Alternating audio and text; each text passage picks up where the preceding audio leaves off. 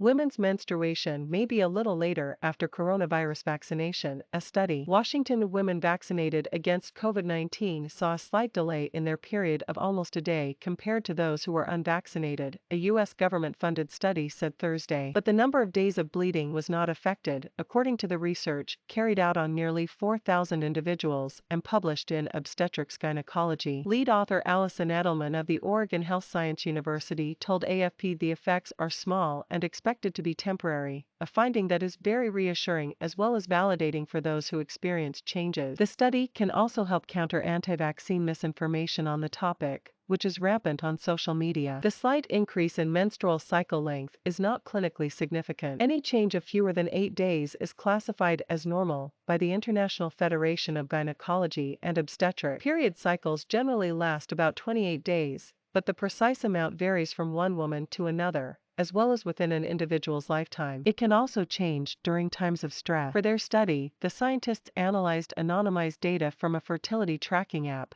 among women aged 18 to 45 who were not using hormonal contraception. Some 2,400 participants were vaccinated, the majority with Pfizer, followed by Moderna and Johnson & Johnson. About 1,500 unvaccinated women were also included as a comparison. Among the vaccinated group, data was collected from 3 consecutive cycles before vaccination and from 3 more consecutive cycles, including the cycle or cycles in which vaccination took place. For unvaccinated individuals, data was collected for 6 consecutive cycles. On average, the first vaccine dose was associated with a 0.64-day increase in cycle length and the second dose with a 0.79-day increase when comparing the vaccinated to unvaccinated group. The immune system's response to the vaccine could be behind the change. We know that the immune system and the reproductive system are interlinked, said Dr. Edelman. A revved-up immune system might have an impact on the hypothalamic pituitary ovarian axis, what Dr. Edelman calls the highway of how your brain talks to your ovaries, talks to your uterus, or simply the body clock. Specifically, the production of inflammatory proteins called cytokines appears to disrupt the way this axis regulates the timing of menstrual cycles. The changes seem most pronounced when vaccination takes place early in the follicular phase, which starts on the first day of the menstrual period and ends when ovulation begins. In fact, a subgroup of people who received 2 injections of the Pfizer or Moderna vaccines during the same cycle, as opposed to 2 different cycles, saw an average increase in cycle length of 2 days, but the effect again appears temporary. The team now hopes to gather more data on subsequent cycles among vaccinated women to confirm a long-term return to baseline and expand the study globally so they can differentiate the effects between vaccine brands.